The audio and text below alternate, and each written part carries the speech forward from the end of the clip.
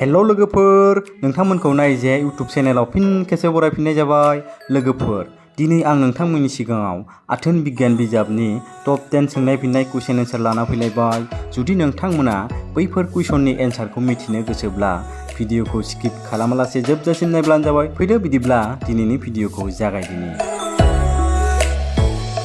लोगोफोर, कुइसन नाम्बार 1 आव दं, आथोन गेलेनायनि उनाव मा लोङोब्ला लोरबां जानायखौ मोजां मोनो?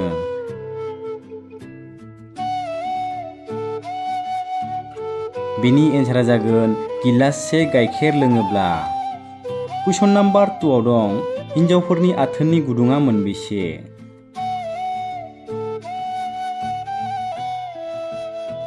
बेनि एन्सारा जागोन हिन्जावफोरनि आथोननि गुदुङा गासै 3।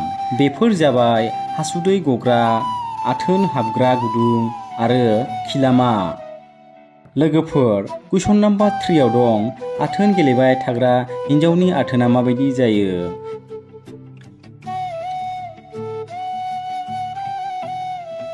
बेनि एन्सारा जागोन अराय सम गुदुङा गुवार जानानै थायो आरो जोबोर गुरै जायो। कुइसन नाम्बार 4 आव दं, हिन्जावफोरनि आहार बासाया माब्ला गाज्रि जायो?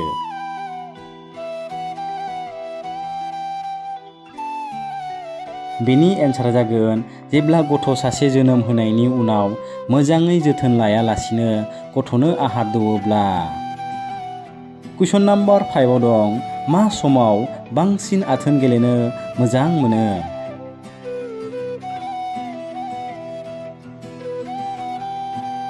बेनि एन्सारा जागोन अखा हानाय बोथोराव बयबो बांसिन आथोन गेलेनो मोजां मोनो।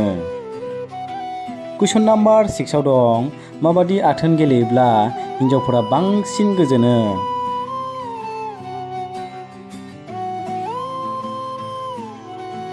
बेनि एन्सारा जागोन उनखैनिफ्राय हान्थु खेराय होननानै गोसा गोसा होयोब्ला बांसिन हिन्जावफोरानो गोजोनो।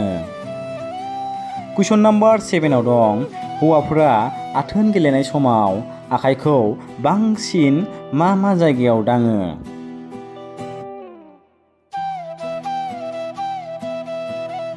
बेनि एन्सारा जागोन हौवाफोरा बांसिन आहार थायनै, थाफ्लि, उदै आरो गुस्थियाव बांसिन दाङो। कुइसन नाम्बार 8 आव दं, हौवाफ्रा मा जाहोननि थाखाय बांसिनानो गावनि बिसिजों आथोन गेलेनो होजाया?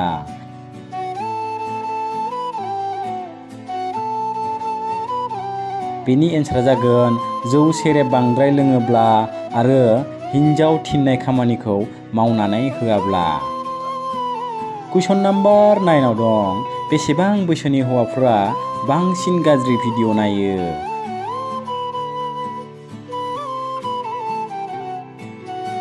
बेनि एन्सारा जागोन 18 बोसोर बैसोनिफ्राय 22 बोसोर बैसोनि हौवाफ्रा बांसिन नायो।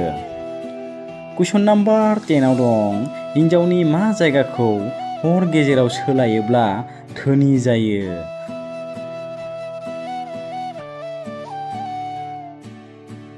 बेनि एन्सारा जागोन हिन्जावनि उथुमायखौ सोलायोब्ला रां रुफा धोन दौलतनि माहाजोन जायो। लोगोफोर, दिनैनि कुइसन एन्सार भिडिअआ बेनोमोन। जुदि नोंथांमोना भिडिअखौ नायनानै एसेब्लाबो मोजां मोनदोंब्ला अन्नानै लाइक खालाम आरो दासिमबो चेनेलखौ साबस्क्राइब खालामाखैब्ला अन्नानै साबस्क्राइब खालामदो। लोगोसे बेल आइकनखौ बलाव थुना लाबानो जाबाय। दिनैनि भिडिअखौ बेखिनियावनो दोनथ'नाय जाबाय।